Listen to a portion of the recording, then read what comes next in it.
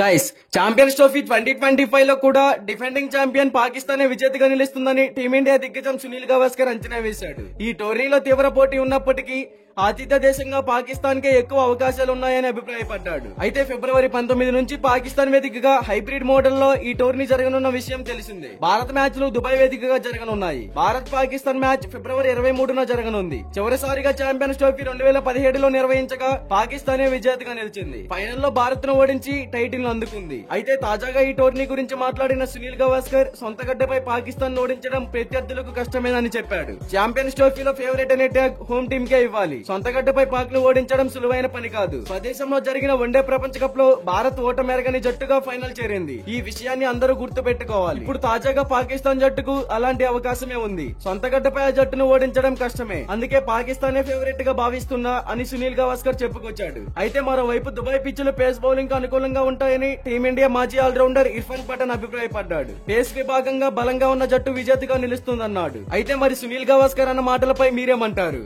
ఈసారి జరగబోయే 2025 ఛాంపియన్స్ ట్రోఫీలో ఏ టీం విజేతగా నిలుస్తుందని మీరు అనుకుంటున్నారో కామెంట్ చేయండి.